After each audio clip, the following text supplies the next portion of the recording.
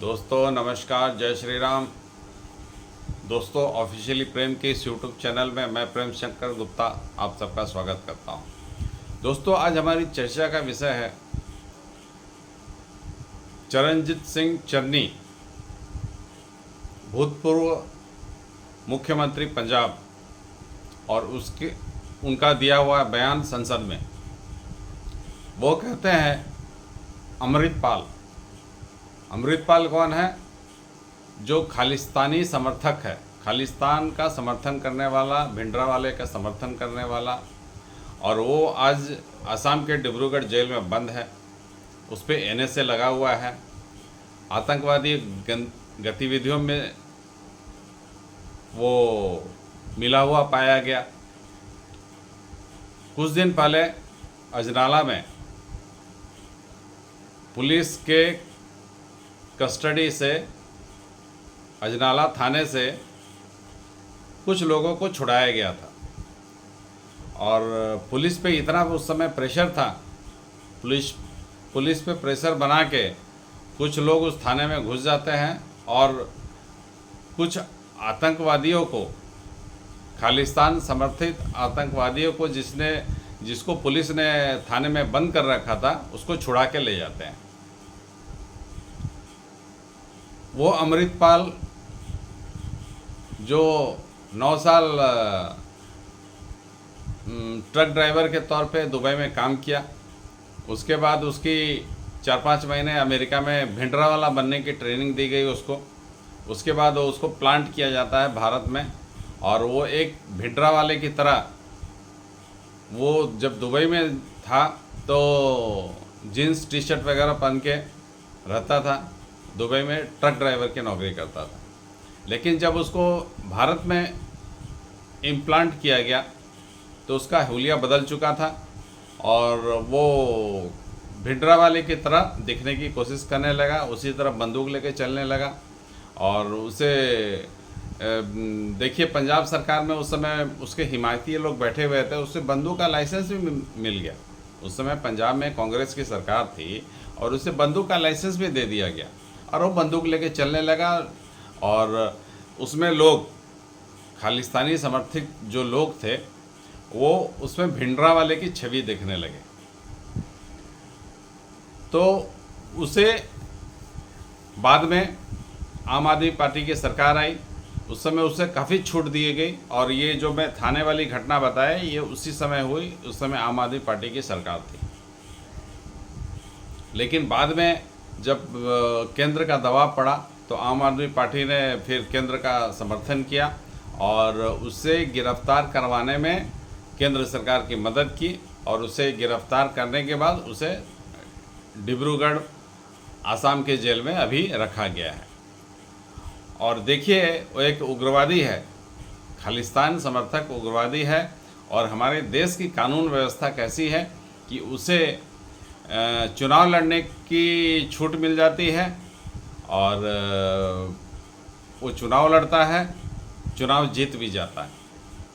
एक उग्रवादी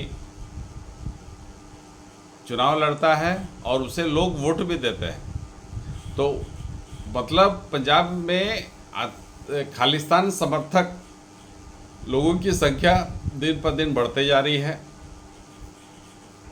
और ये जो तथाकथित किसान आंदोलन था, उनके तार, उन उग्रवादियों के तार उस खालिस्तान समर्थक जो किसान हैं उनसे पूरी तरह से जुड़े हुए हैं।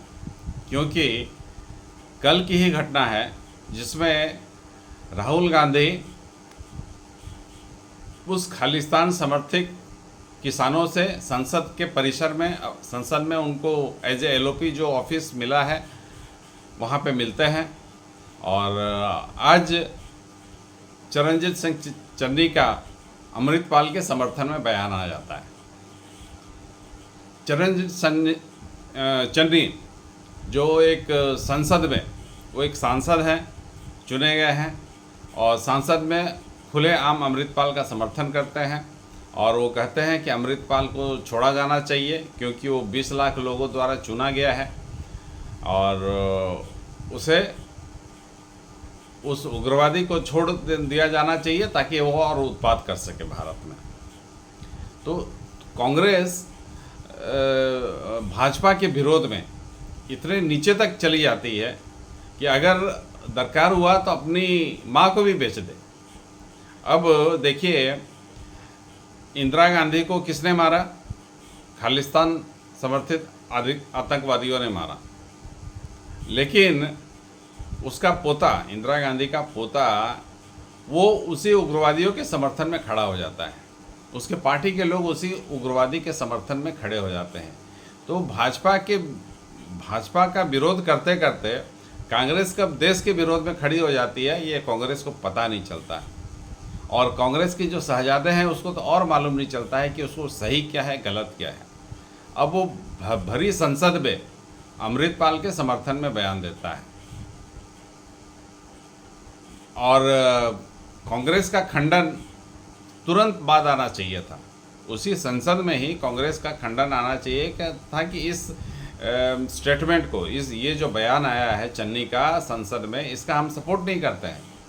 लेकिन कांग्रेस इस बार भी फेल हो गई उसका खंडन करने में। खंडन कब आया? रात को 9 बजे के बाद जयराम रमेश का एक छोटा सा ट्वीट आया कि हम, ये चन्नी का पर्सनल बयान है, हम इसका सपोर्ट नहीं करते हैं। रात 9 बजे तक तो चन्नी का पार्टी से सस्पेंशन हो जाना चाहिए था। अगर कांग्रेस आतंकवादियों का समर्थन नहीं करती है तो चन्नी का सस्पेंशन रात 9 बजे तक हो जाना चाहिए था। खंडन तो संसद में ही आना चाहिए था और इसका सस्पेंशन रात 9 बजे तक हो जाना चाहिए था पार्टी से। लेकिन कांग्रेस ये नहीं कर सकती क्योंकि उसको भाजपा का विरोध करना है। भाजपा का जो भी नैरेटिव होगा कांग्रेस उसके उल्टा दिखना चाहती है। तो इसी क्रम में वो क्या क्या गलती कर बैठती है और अपना चेहरा, कांग्रेस का जो असली चेहरा है वो देश के सामने दिखने लगता है। जो उसके सामने जो नकाब है वो नकाब हट जाता है और चेहरा दिखने लगता है। लेकिन कांग्रेस इतनी बेशर्म पार्टी है, इतनी बेशर्म और देश विरोधी ताकतों का समर्थन करने वाली पार्टी है। भाजपा के विरोध में वो कहाँ नीचे, किस नीचे तक, किस पाताल लोक तक जा सकती है, ये कहना मुश्किल है। और अपने देश की कानून व्यवस्था इतनी लचर है और भाजपा को आए हुए 10 साल हो गए, तो ये एक कानून बन जाना चाहिए अभी तक कि जो भी इस तरह के गतिविधि में लिप्त पाया जाएगा, अगर उस पर आरोप भी लगता है आतंकवादियों के समर्थन का, तो वो चुनाव नहीं लड़ सकता है। लेकिन देश की कानून व्यवस्था इतनी हमारी लचर है और भाजपा ने भी जो काम करना चाहिए था वो काम अभी तक नहीं किया है। 10 साल में आने के बाद ये तो कानून बन जाना चाहिए था देन एंड देयर की जो इस तरह की गतिविधि में मिला हुआ पाया जाएगा उसे चुनाव नहीं लड़ने दिया जाएगा। इस तरह दो आतंकवादी पंजाब से चुनाव जीत गए हैं। वो आतंकवादी गतिविधियों में संलिप्त पाए गए हैं, इसके बावजूद वो पंजाब से चुनाव जीत गए हैं। इसके अलावा एक जम्मू कश्मीर में एक राशिद इंजीनियर है, वो भी जेल में बैठा बैठा चुनाव जीत गया। तो ये देश की कानून व्यवस्था जो अलाउ करती है कि जो जेल में भी बंद है वो भी चुनाव लड़ सकते हैं। तो इस कानून को भाजपा को बहुत पहले हटा देना चाहिए था। हर चीज़ में इतना देर करने से देश का चलना मुश्किल हो जाएगा। तो इस तरह से लोकसभा का 3 सीट जिसमें आतंकवादी बैठ गए हैं अभी। एक जम्मू कश्मीर की सीट है, 2 पंजाब की सीट है। तो इस तरह के लोग अगर जीत के संसद में पहुंचेंगे और चन्नी आतंकवादियों का सपोर्ट करने वाला ये भी संसद में पहुंचा हुआ है, तो इस तरह के ही स्टेटमेंट हमें संसद में सुनने को मिलेंगे। खैर, चन्नी का विरोध जो पंजाब के और एक सांसद है भाजपा जो कि रवनीत सिंह बिट्टू, जिसे मंत्री बनाया गया है, और उन्होंने जवाब इसका सही दिया और काफ़ी अच्छा जवाब दिया। वो भरे संसद में कहते हैं कि ये 1 नंबर का भ्रष्टाचारी है, पंजाब का नंबर 1 भ्रष्टाचारी है और पैसे में भी नंबर 1 है। आज चन्नी के पास जो पैसा है वो भी पंजाब में जितने भी लोगों के पास पैसा है उस सबसे धनी आदमी चन्नी है। और चन्नी ऐसा नहीं है कि कोई खानदानी आदमी है, वो एक दलित है, लेकिन वो क्रिश्चियन बन चुका है। वो क्रिश्चियन और सिख का वो क्रिश्चियन धर्म को मानने वाला सिख है। चन्नी दलित है, क्रिश्चियन है और सिख भी है।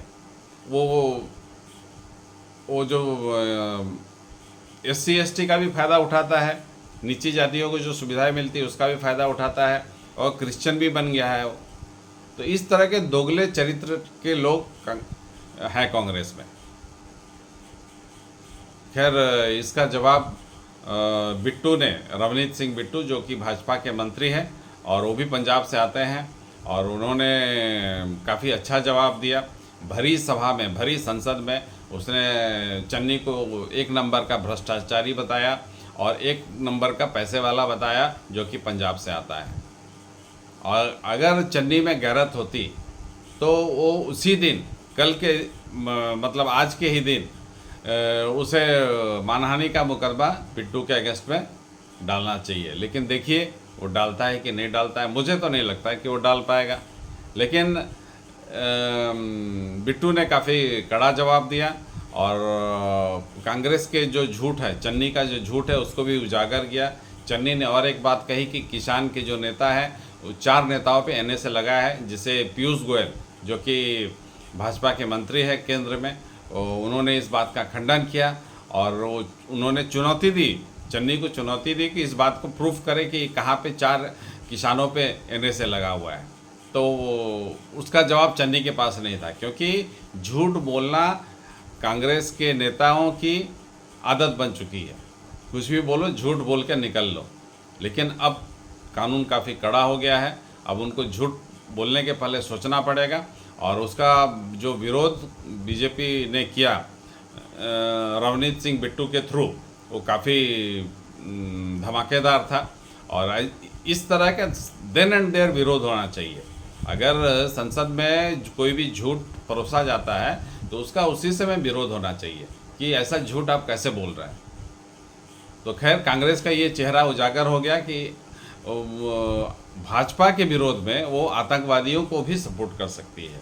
क्योंकि कल कांग्रेस के नेता राहुल गांधी पंजाब के किसानों से मिलते हैं, जो कि खालिस्तानी लोग हैं, जिस पे आरोप लगता है कि ये इनकी जो विचारधारा है वो आतंकवादियों को समर्थन करने वाली है। और आज चन्नी का बयान संसद में इस तरह का आ जाता है, तो इससे कांग्रेस का जो असली चेहरा है लोगों के सामने आ गया है। और अब लोगों को समझना है कि वो कांग्रेस को किस हैसियत से देखते हैं, उनके नज़र में कांग्रेस की क्या स्थिति होनी चाहिए देश में। और कांग्रेस तो अपने अब उसी मतिभ्रम में है कि वो 99 सीट्स जीत कर वो सोच रहे हैं कि हमने भारत का चुनाव जीत लिया है, लेकिन अभी तक उनका नशा उतरा नहीं है। इसी कारण इस तरह के बयान संसद में आ रहे हैं। इस तरह के बयान बाहर में आते तो समझ में आता, ये संसद में उनका बयान आ रहा है। मैंने पूरी कैमरे में, पूरी जो कि लाइव टेलीकास्ट होता है और कैमरा में रिकॉर्ड किया जाता है, इस तरह के बयान आते हैं। मैंने इस तरह के बयान वो लोग नकार भी नहीं सकते कि इस तरह का बयान नहीं आया है। खैर, अब लोगों को फैसला करना है, सही है गलत है क्या है। और मैं तो कहता हूँ कि कांग्रेस का चेहरा, असली चेहरा फिर से एक बार लोगों के सामने उजागर हो गया है। और लोगों को फैसला लेना है, खासकर पंजाब के लोगों को, कि वो किस दल के साथ अपने आप को खड़ा होना पसंद करेंगे। तो फिलहाल दोस्तों इतना ही। उम्मीद करता हूँ ये एनालिसिस भी आपको पसंद आएगा। और मेरी आपसे फिर से विनती है कि आप इस चैनल को सब्सक्राइब करें, लाइक करें और अपने सनातन प्रेमी और राष्ट्रवादी लोगों के साथ इस वीडियो को साझा करें और एक नैरेटिव बनाने में हमें सपोर्ट करें। और साझा करना ना भूलें दोस्तों। फिर से मेरी आपसे गुजारिश है। जय श्री राम दोस्तों।